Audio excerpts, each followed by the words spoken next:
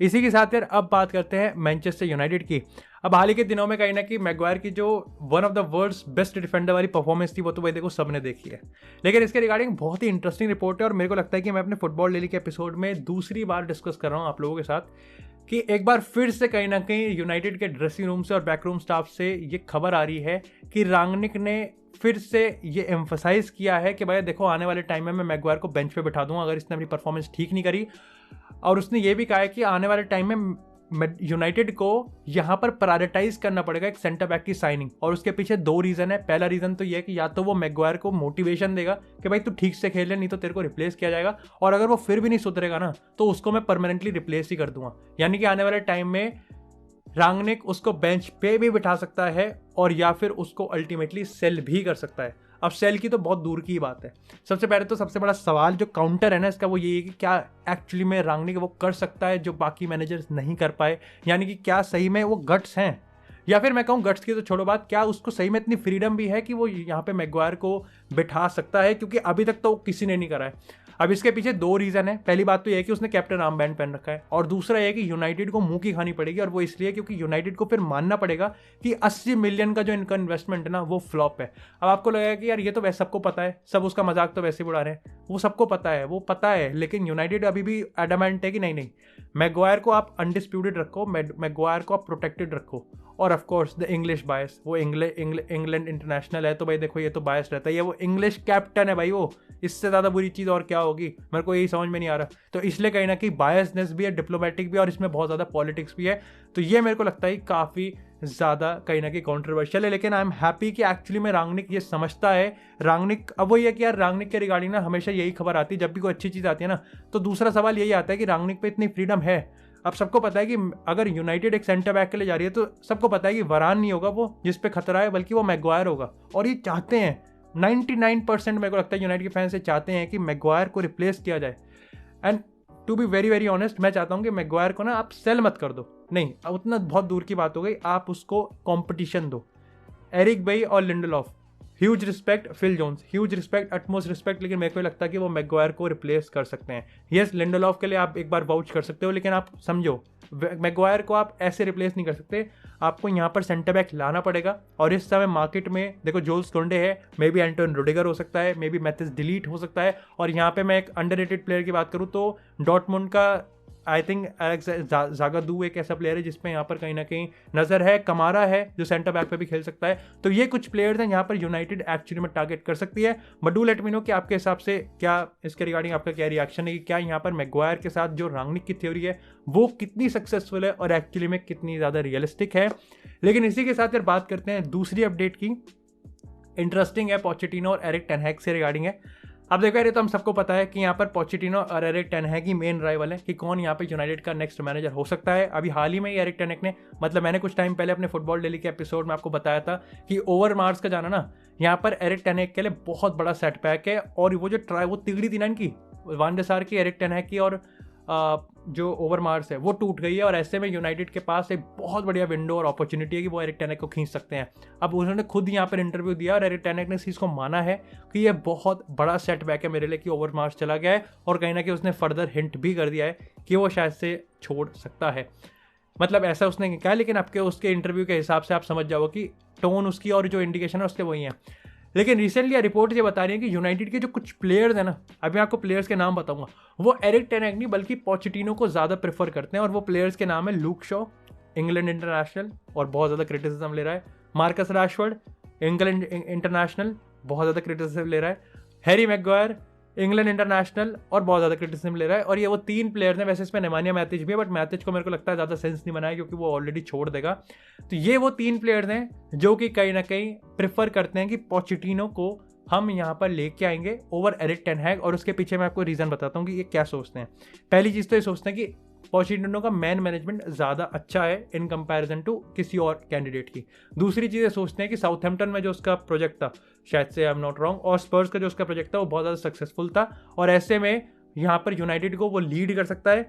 अब मैं आपको बताता हूँ मेरा परसेप्शन क्या है इसके रिगार्डिंग। मेरे को लगता है कि पोचेटिनो ना वो हटाएगा नहीं इनको।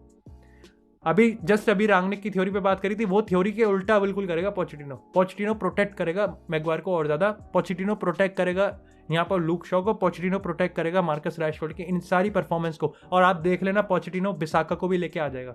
इस तरीके का मेरे को लगता है कि मैनेजर ढूंढ रहे हैं। और वो ये ना कि वो मेंटालिटी इस स्क्वाड में मेंटालिटी वो बहुत पिछड़ी हुई मेंटालिटी है, और वो इसलिए क्योंकि कैप्टन ही चूतिया है। मैं बता रहा हूँ आपको, मेरा परसेप्शन ये है। मैं पोचेटिनो पे तो बात ही नहीं कर रहा, मैं इनकी उस पर बात कर रहा हूँ। ये प्लेयर्स चाहते ही नहीं है कि एक ऐसा मैनेजर आए जो इनकी क्रेडिबिलिटी पे, इनके कंपटीशन पे सवाल खड़ा करे। मैं कह रहा हूँ रांगनिक भी अगर 1 साल खड़ा हो गया ना, और रांगनिक भी अगर 1 साल रुक गया, मैं लिख के ले लो, लूक शॉ बाहर होता हुआ दिख रहा है मेरे को स्क्वाड स्टार्टिंग 11 से, अगर वो परफॉर्मेंस को इंप्रूव नहीं करेगा। और मार्कस रैशफोर्ड की बात देख लेना। लेकिन इनको चाहिए ही नहीं, इनको एक ऐसा मैनेजर चाहिए जो कि इनको बस प्रोटेक्ट करके रखे। सब पे क्रिटिसिज्म होगा लेकिन इनको प्रोटेक्ट करे। आप क्रिटिसिज्म कितना ही कर लो लेकिन प्रोटेक्ट करके रखेंगे। और वो रांगनिक से पहले हर एक मैनेजर कर रहा है। वो तो रांगनिक भी कर रहा है, मैं कह रहा हूँ कि रांगनिक भी कर रहा है, लेकिन कम से कम वो थ्योरीज तो हैं, वो खबर तो है। वो तो यहाँ तो वो खबर भी नहीं आएगी। लेकिन ठीक है, देखेंगे यार इसके रिगार्डिंग क्या सीन रहेगा। अब एरिक टेन हैग के रिगार्डिंग भाई देखो, ये है कि रांगनिक और बैकरूम स्टाफ एरिक टेन हैग को प्रेफर करता है। और यहाँ पर जो प्लेयर्स हैं उसका मैंने आपको बता दें, कुछ प्लेयर्स यहाँ पर कहीं ना कहीं पोचेटिनो को वाउच करते हैं। हालांकि यहाँ पर जो रोनाल्डो बड़े सीनियर प्लेयर्स हैं उनके रिगार्डिंग अभी कंफर्म नहीं है, लेकिन उड़ती खबर यही है कि वो भी एरिक टेन हैग को ही प्रेफर करते हैं। अब देखना पड़ेगा कि जो ग्लेजर फैमिली, जो ओनर्स हैं, वो किस तरीके के मैनेजर्स को यहाँ पे प्रेफर करते हैं, देखना पड़ेगा। वैसे डू लेट मी नो कि आप एरिक टेन हैग की साइड हो या फिर आप पोचेटिनो के साइड हो, क्योंकि हाल ही में मैं देख रहा हूँ कि रिसेंटली पोचेटिनो को वाउच करने वाले भी बहुत ज़्यादा बढ़ रहे हैं, which is actually very good. Argument और काउंटर आर्ग्यूमेंट्स चलने चाहिए। लेकिन इसी के साथ यार बात करते हैं, जब पोचेटिनो की बात करते हैं तो उसके करंट क्लब की ही बात करते हैं। बहुत इंटरेस्टिंग खबर है यार, ये काफ़ी इंटरेस्टिंग थ्योरी है। अब इसके रिगार्डिंग एक रिपोर्ट ऐसी है और उसको मैं बढ़िया पेलूँगा आज इस रिपोर्ट को। एक रिपोर्ट आई है कि अभी ना PSG के जो ड्रेसिंग रूम है ना उसमें अलग ही माहौल चल रहा है। यानी कि उन्होंने सबसे पहले 3 लेवल है। पहले लेवल पे उन्होंने ये चीज़ दावा किया है कि PSG के ड्रेसिंग रूम में दे आर ऑलरेडी कन्विंस्ड कि वो रियल मैड्रिड को हराएंगे नहीं, they will destroy real Madrid. दूसरा है कि जब PSG और रियल मैड्रिड का ड्रॉ निकला था तो the happiest man in the dressing room was Lionel Messi. और तीसरा है कि इस सब क्रियाक्रम को, ये जो सब कार्यक्रम चल रहा है ना, नृत्य कार्यक्रम चल रहा है, इसको देख के सर्जियो रैमोस के होश उड़े हुए हैं कि ये क्या सोच रहे हैं रियल मैड्रिड को। अब इसका सबसे पहले ब्रेकडाउन सुनते हैं। अब देखो यार, ये रिपोर्ट ना बहुत ज़्यादा कैची है। आपको देखना पड़ेगा कि आपको पता है कि ये रिपोर्ट चूतिया है, लेकिन आपको पता है कि ये रिपोर्ट इंटरेस्टिंग है, तो इसलिए आप पढ़ोगे। और इसलिए कहीं ना कहीं उसमें देखो आप ये भी लिख सकते हैं कि अब एक रिपोर्ट होती है ना, बेसिक रिपोर्ट, तो वो ये लिखती है कि PSG काफ़ी ज़्यादा कॉन्फिडेंट है कि they can beat Real Madrid. लेकिन ऐसे थोड़ी मजा आएगा, ऐसे मज़ा थोड़ी आएगा। मज़ा तो तभी आएगा जब वो ये लिखेंगे PSG can destroy real Madrid. और देखना आप रियल मैड्रिड की तरफ से भी ऐसी कुछ रिपोर्ट्स होंगी, वो यही लिख रही होंगी। ये काफ़ी इंटरेस्टिंग होती है, काफ़ी कैची रिपोर्ट्स होती हैं। एंड ऑफ कोर्स जो सेकंड पॉइंट है कि the happiest person in the dressing room is Lionel Messi. Again आपने मेसी को इंक्लूड कर दिया तो मज़े ही आ गए। तो ये मेरे को लगता है काफ़ी ज़्यादा कैची है। और आपने रैमोस को इसलिए इंक्लूड कर दिया क्योंकि आपको पता है कि ऑलरेडी जो इतनी मीम्स हैं, ऑलरेडी इतना जो अटेंशन है, वो रैमोस ने ऑलरेडी ग्रैब कर रखा है कि रैमोस एक तो मेसी के साथ खेल रहा है, प्लस रियल मैड्रिड के अगेंस्ट खेल रहा है, वो भी इतने बड़े टाई पे, इतने बड़े प्लेटफॉर्म पे। तो रिपोर्ट ना बहुत इंटरेस्टिंग है। मेरे को लगा कि इसको ज़रूर ब्रेक डाउन करना चाहिए, इसको ज़रूर आपके साथ डिस्कस करना चाहिए। बट ये तो है कि यार PSG, मेरे को लगता है कि ओपन ये मैच इतना ज़्यादा ओपन है ना, अब इसमें इस चीज़ का भी हेल्प हुआ कि पिछले कुछ टाइम में PSG भी बहुत ज़्यादा क्लिक करती हुई दिख रही है। और कहीं ना कहीं रियल मैड्रिड ना बेंजिमा के बिना बहुत ज़्यादा टूथलेस दिख रही है। और सैड पार्ट ये है कि बेंजिमा के रिगार्डिंग अभी भी बहुत ज़्यादा कन्फ्यूजन है। विलारियल के अगेंस्ट भी डाउट में है वो, और यहाँ पर PSG के अगेंस्ट भी वो डाउट में है इस समय, क्योंकि अभी बताया गया था कि जो इंजरी हुई थी ना, उसके बाद कहीं ना कहीं उसको ट्रेनिंग में फिर से एक माइनर इंजरी हो गई और इसके चलते वो PSG के अगेंस्ट बहुत ज़्यादा डाउट में है। आई होप कि वही वो आ जाए, क्योंकि उसके बिना सही में हाला मैड्रिड नहीं लगती है।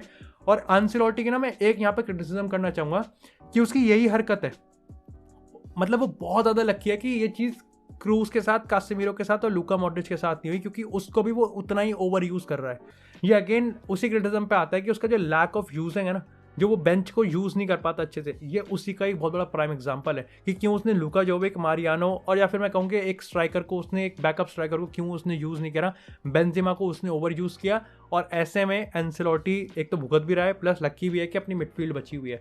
बाकी इसके रिगार्डिंग आपका क्या ओपिनियन है कि कैसे यहाँ पर रियल मैड्रिड कोप अप करने वाली है विदाउट बेंजिमा, और विद बेंजिमा आपको क्या लगता है कि इसमें कौन फेवरेट है? Do make sure. बाकी आपको अगर एपिसोड पसंद आया तो एपिसोड को लाइक करें, चैनल को सब्सक्राइब करें। आपको इसी तरह फुटबॉल से रिलेटेड एक्सक्लूसिव कंटेंट चैनल पे मिलता रहेगा। तब तक के लिए stay tuned, stay safe, and I will see you guys in the next episode. है।